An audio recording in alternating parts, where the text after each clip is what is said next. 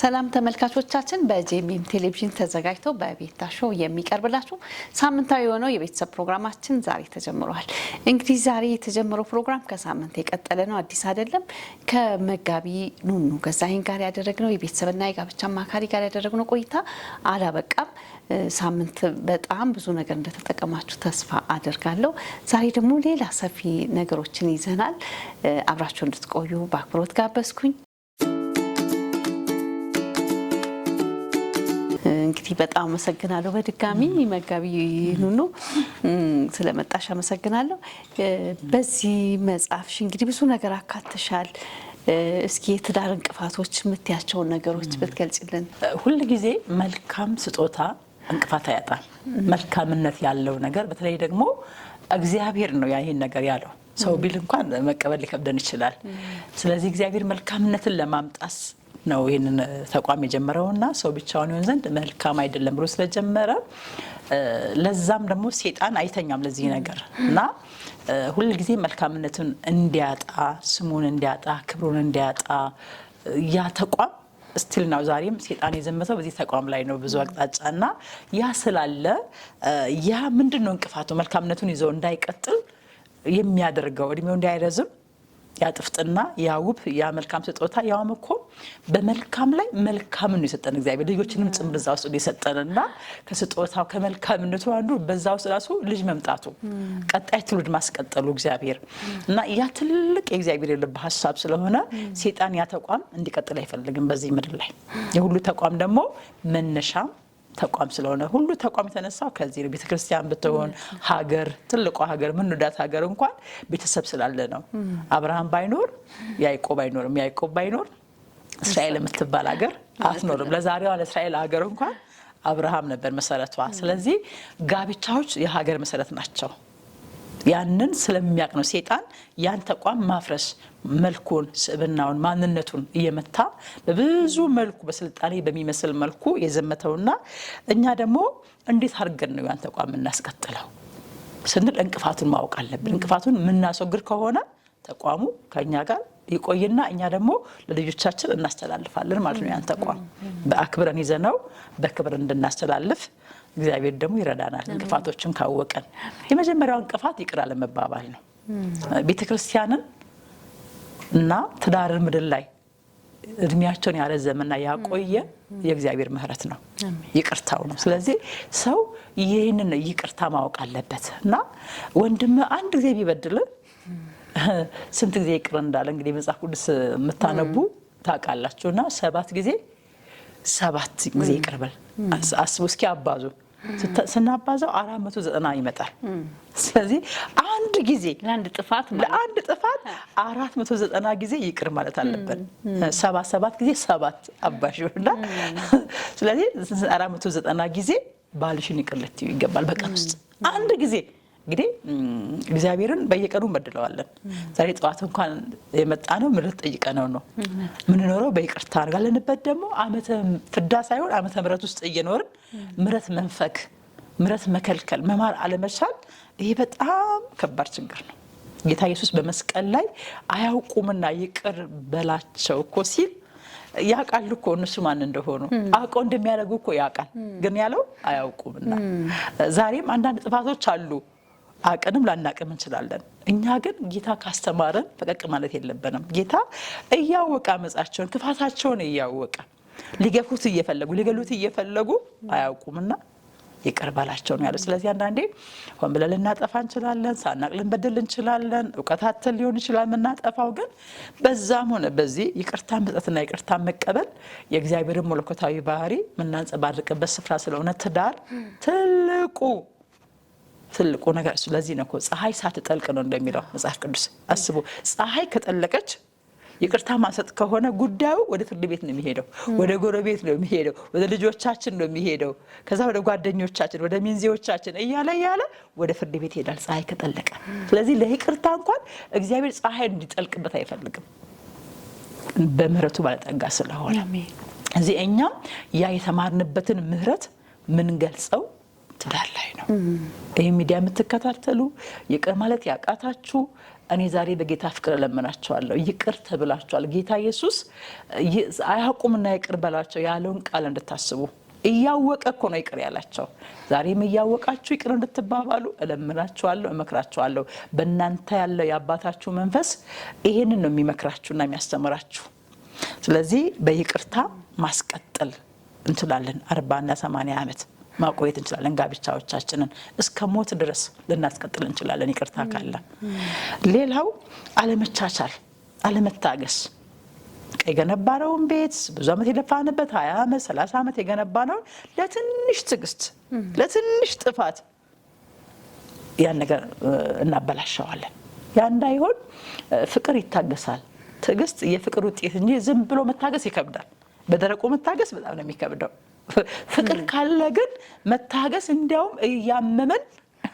እንድንኖር ያደርገናል በዛ ውስጥ ያመመን እንድናፈቅር ያደርገናል ምንናፈቅረው ሰው መታገስ እንችላለን ጌታ ኢየሱስ በመስቀል ላይ ሁሉን የታገሰው ስለሚወደን ነው አንደኛ አባቱን ስለሚወድ ሁለተኛ እኛን ስለሚወደን ነው በቃ ያመመው በመስቀል ላይ እንደመታገስ የሚያም ነገር የለም በትዳር ውስጥ መታገስ ቀላል ነው በመስቀል ላይ እየሞተ መታገስ ይከብዳል እየሞሽ መታገስ ይከብዳል አይደል ነፍስ እየሰጠሽ ሲቃሽን እያየሽ መታገስ ይከብዳል የታገሰው ግን የአባቱን ፍቃድ ለመፈጸም ሲል ነው በጋብቻችሁ ውስጥ የእግዚአብሔርን ፍቃድ ፈጽማችሁ ማለፍ ከፈለጋችሁ ታገሱ በትዕግስት ነው ያንን የእግዚአብሔርን ፍቃድ ፈጽመን የምናልፈው በሩጫ አይደለም ትዕግስት ሩጫን አይፈልግም ኢየሱስ ክርስቶስ በመስቀል ላይ አልሮጠም በመስቀል ላይ ግን ቆይቶ ነው የታገሰ ትዕግስት ቆይታን ይፈልጋል ከ6 ሰዓት እስከ 9 ሰዓት ነው የታገሰ በመስቀል ላይ ነፍስ ያጨለማ ጊዜ የሚጥ ጊዜ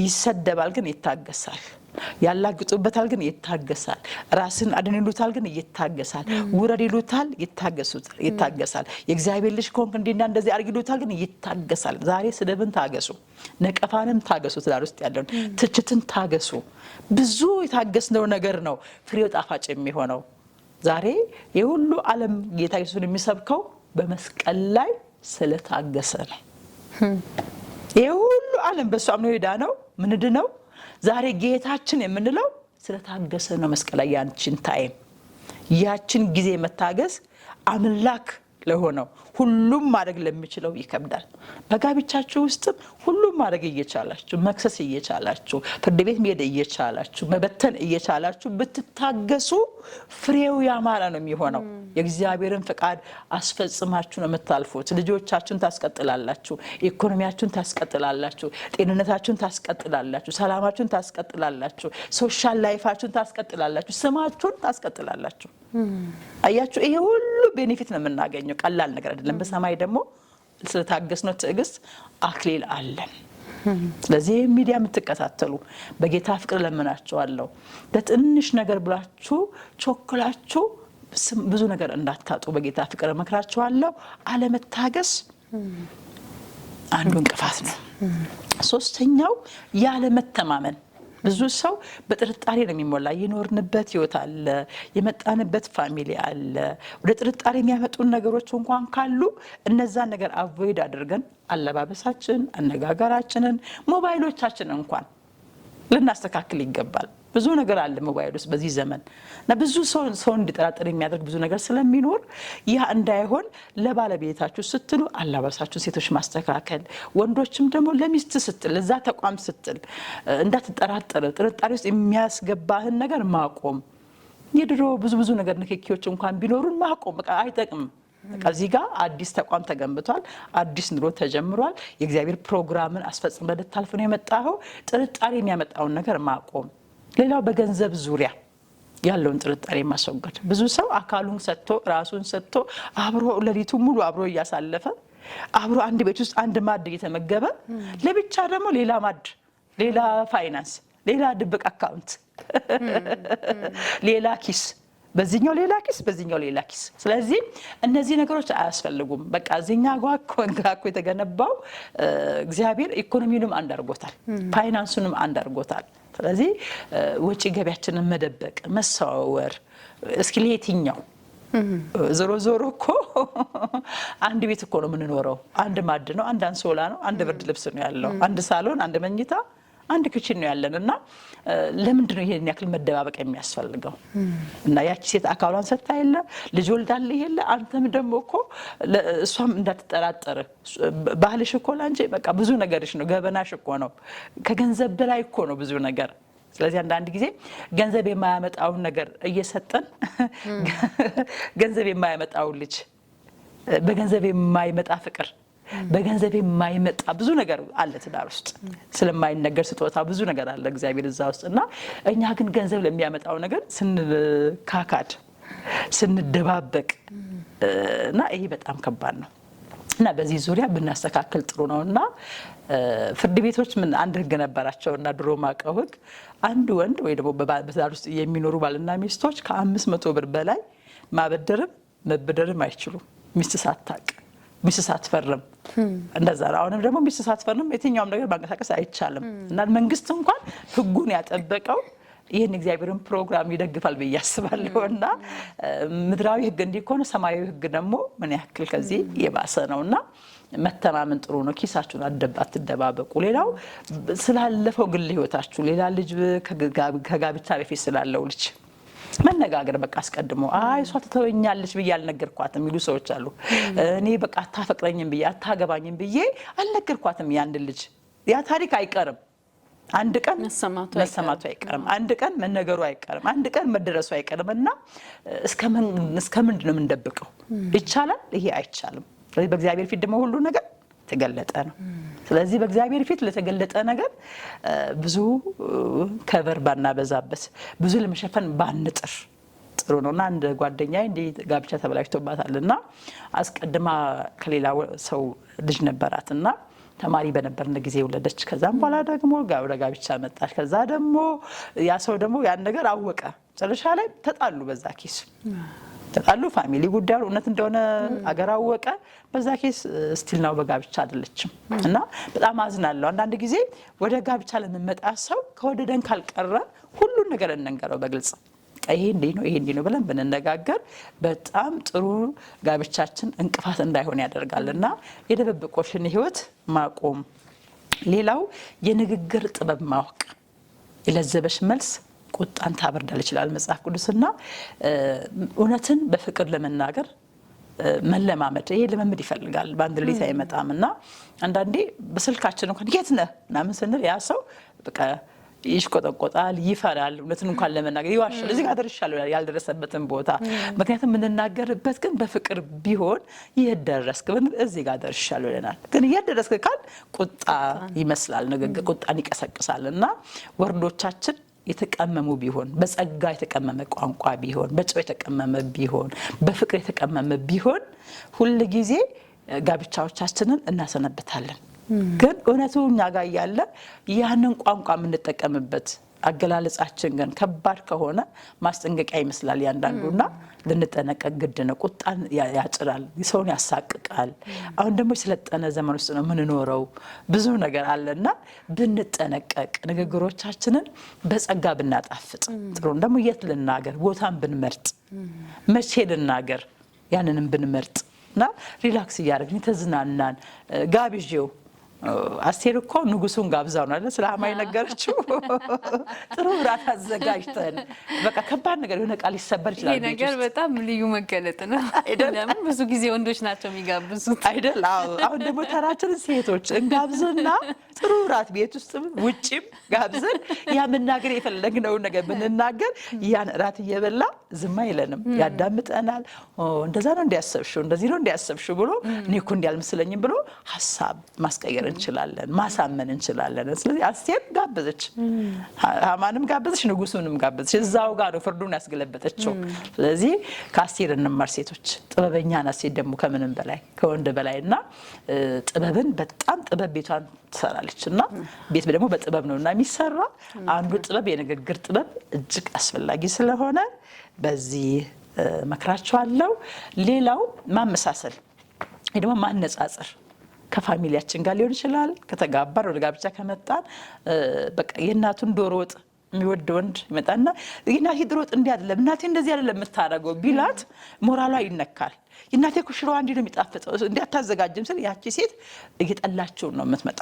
ስለዚህ ያንን ወንዶች ባትሉ፣ ሴቶችም ደግሞ አባቴ እኮ እንዲህ አያደርግም አባቴ እኮ ስንል ያ ሰው አባታችሁ አይደለም ባላችሁ ነው። ይሄ ያኛው አባት ነው ይሄኛው ባል ነውና በአዲሱ ተቋም የአባታችን ልምድ ጥሩ ቢሆንም መጥፎ ቢሆንም እዚህ ብናመጣው ጥቅም የለውም እና ያ ሰው ሁሌ ደግሞ እንላለን ሳናቅ ዓመት በዓል ሲመጣ የሆነ ነገር ሲመጣ ሁሌ ስንል ያ ሰው እኛን እየገፋ ነው የሚመጣ።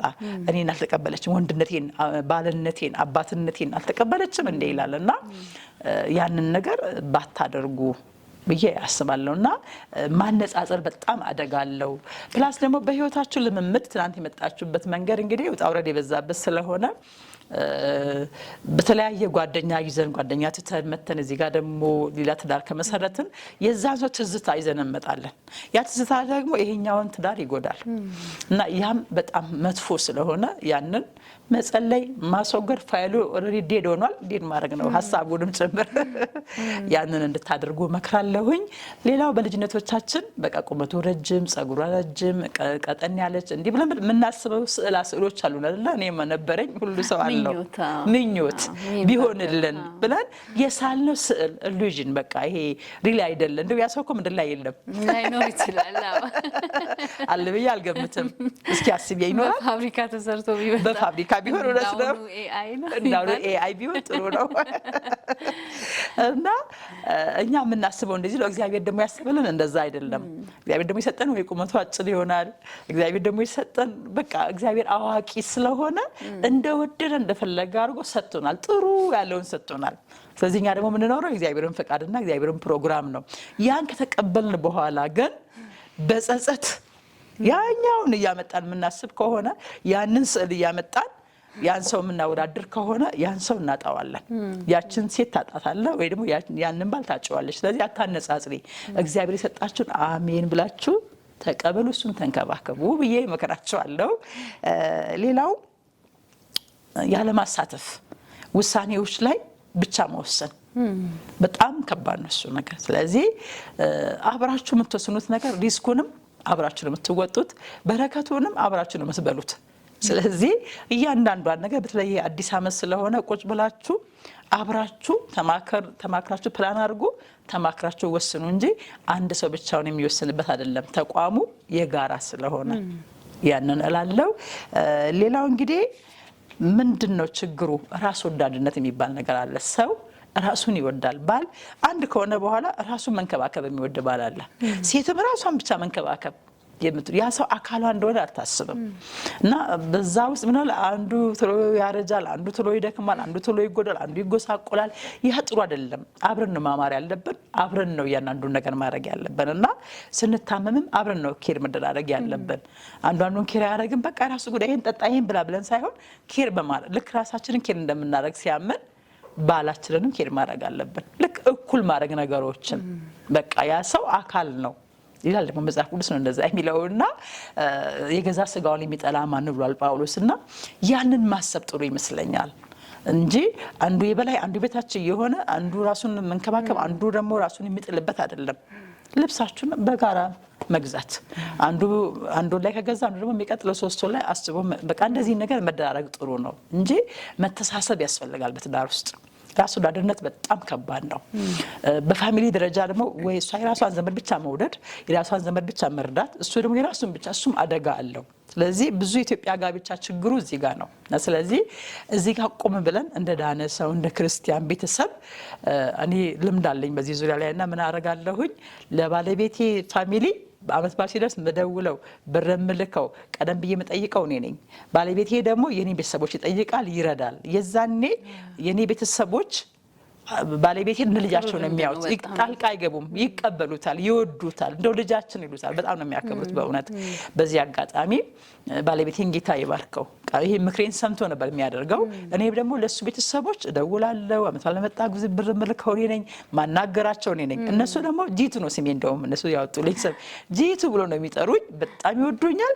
ሲሄድ ኪችናቸው ድረስ ነው ገጠር ሄጄ ሰፖርት አድርጌ የማገለገላቸው። ሲታመሙ ጠይቃለሁ፣ አስታምማለሁ። ምክንያቱም ባለቤቴን ያገኘሁት እነሱ ስላሉ ነው በህይወት ስለወለዱት ነው ስላሳደጉት ነው። ስለዚህ አዎ እንዲህ ክሮስ ማድረግ ይሻላል እንጂ እንደዚህ የራስ ግሩፕ ብቻ ላይ ፎከስ አለማድረግ።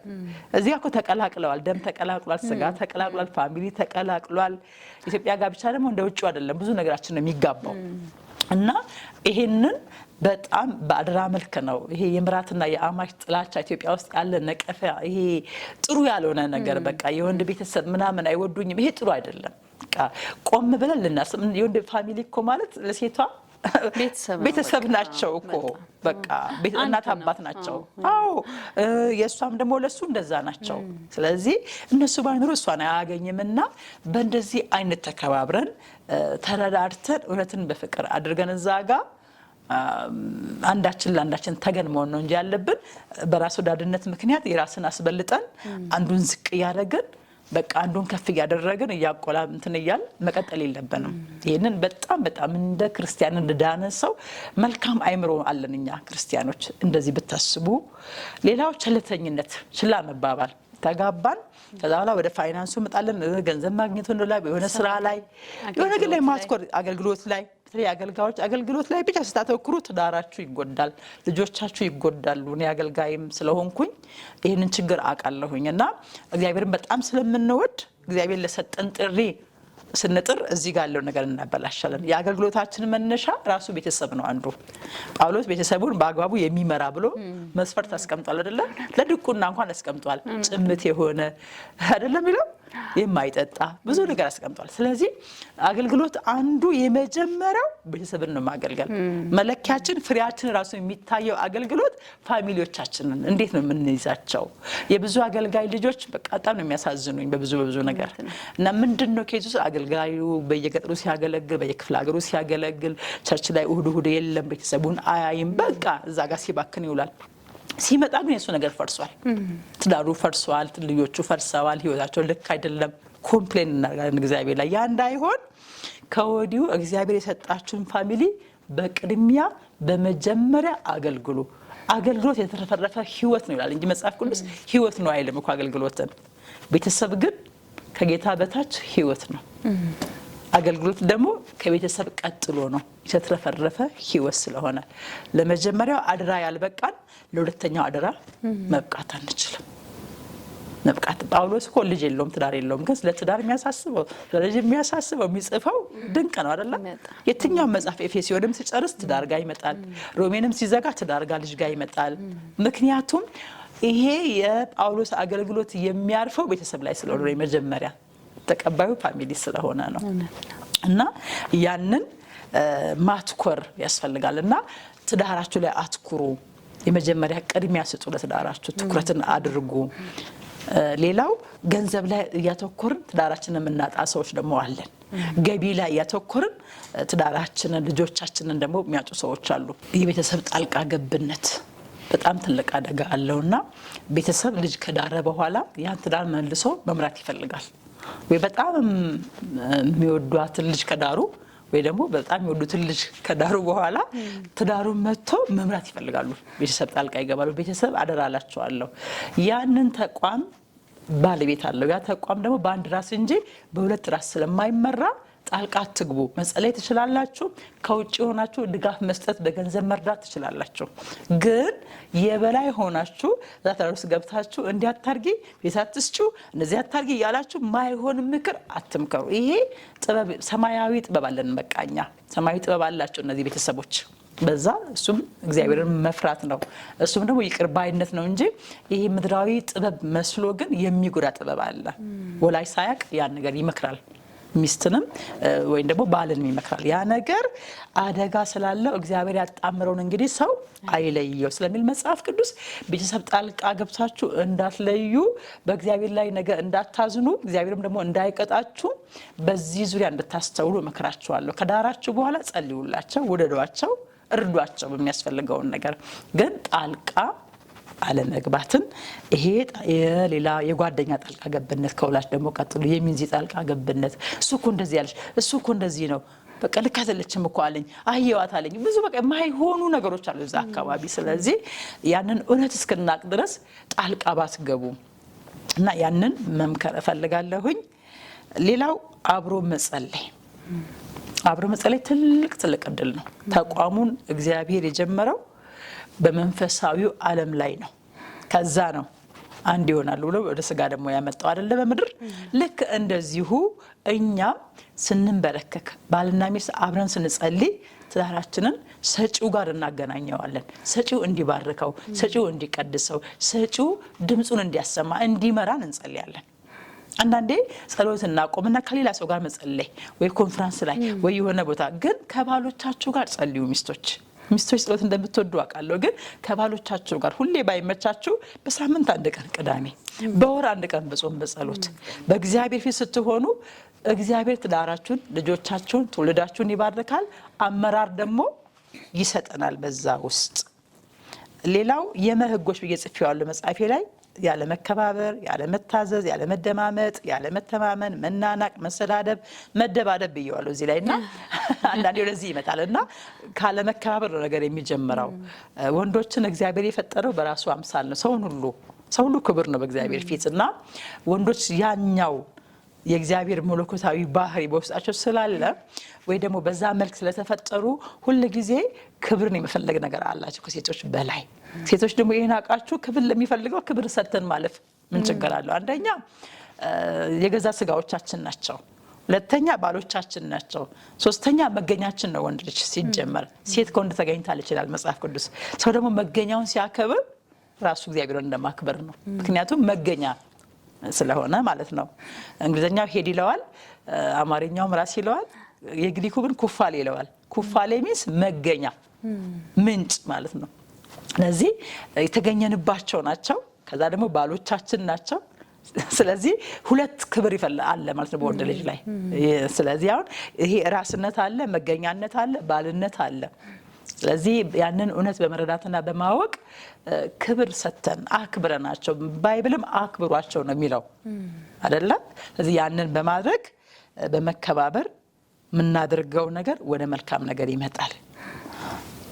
የመዝናኛ ጊዜ ማበጀት ቅድም እንትን ብያለሁና አብረን መዝናናት። ሰው ያገባ ሰሞን ይዝናናል። ከዛ ትንሽ ሲቆይ ልጅ ሲመጣ ረግጣ እየጠፋ ይመጣል አይደለ? ያ ነገር ያ እንዳይሆን ፊት ወንዱ ነበር የሚጋብዘው ጊዜ መስጠት ለመዝናናት። አለዛ እናት ጋር እናቷ ተቀላለች። እሷም አባት ነው እንዳይቀር፣ ባልነትና ሚስትነት እንዳይቀር የመዝናኛ ጊዜ ቢያንስ በአመት 2 ወጣ ብለን ደብረ ዘይት እዚህ ይቀርባል። እዛ ባንችል ደግሞ እዚህ አዲስ አበባችን ውስጥ እዛው ካፌዎች አሉ፣ ትልልቅ ሆቴሎች እየተገነቡ ነው። ኢትዮጵያ ጥሩ እየሆነች ነው አሁን። ብዙ መዝናኛ ቦታ ስላለ ለመዝናኛ ፋይናንሳችንን እንዳቅማችን ቆጠባ አድርገን ብንዝናና ጥሩ። ልጅ ላይ ብቻ ስናተኩር ልጅ አድጎ ስራ ይዞ ትቷችሁ ይሄዳል። ሁለታችሁ ብቻ ነው የምታረጉትና የምትቀሩት። ለመዝናናት ጊዜ ስጡ እያልኩ እመክራለሁኝ። አመሰግናለሁ መጋቢ ኑኑ። ብዙ ነገር ነግረሽናል፣ አውርተሽናል፣ ብዙ መክረሽናል። በጣም ነው የማመሰግነው በአድማጮቼ በተመልካቾቼ ስም። ሌላ እንግዲህ ማስተላለፍ የምትፈልጊው ነገር ካለ ምስጋና ሊሆን ይችላል። መጨረሻ እድል ስጥሽና ፕሮግራሙን እንዘጋለን። በመጀመሪያ ይህን እድል ስለሰጣችሁኝ በቅድሚያ አመሰግናችኋለሁኝ።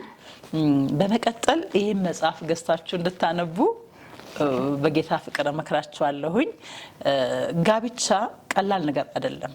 የእግዚአብሔር ተቋም ነው ብለን አክብረነው የምንቀበለውና የገባንበትም ህይወት ስለሆነ ያንን ነገር ደግሞ እግዚአብሔር ጸጋ እንዲያበዛላችሁ ዘወትር ጸልይላችኋለሁ። በጋብቻ ዙሪያ አማከራለሁ። ምክር ለምትፈልጉ እታች ባለው ስልክ ማግኘት ትችላላችሁ። እግዚአብሔር ይባርካችሁ። መልካም ዘመን ይሁንላችሁ። እንግዲህ ካለሽ ጊዜ አካፍለሽናል። በጣም ነው የማመሰግነው እዚህ ተገኝተሽ ይህንን ምክርና ትምህርት ስለሰጠሽን መጋቢ ኑኑ ገዛኝ በጣም ነው የማመሰግንሽ። ተመልካቾቻችን እንግዲህ በጣም ጥሩ ጊዜ እንዳሳለፍን ተስፋ አደርጋለሁ። እንግዲህ ይህንን መጽሐፍ መልካም ስጦታ የሚል መጽሐፍ ነው። መጽሐፉን ማግኘት የምትፈልጉ ብዙ ነገር ውስጡ ስላለ መካነ ኢየሱስ የመጽሐፍት መደብር ማግኘት ትችላላችሁ። ሁሉም ስፍራዎች ራእይ መጽሐፍት መደብር፣ ጌቱ ኮመርሻል ላይ ደግሞ ኢማና መጽሐፍት መደብር ማግኘት ትችላላችሁ። አዳማና ናዝሬት ያላችሁ ደግሞ መካነ ኢየሱስ የመጽሐፍት መደብር ማግኘት ትችላላችሁ። ጥሩ ትጠቀማላችሁ ብዬ አስባለሁ። እንግዲህ ይህንን እመክራችኋለሁ። ተመልካቾች እንግዲህ ሳምንት ደግሞ በሌላ ፕሮግራም ከሌላ እንግዳ ጋር እንገናኛለን። እስከዛው ከቤታሾ ተሰናበትኩኝ። ሰላም ቆዩ።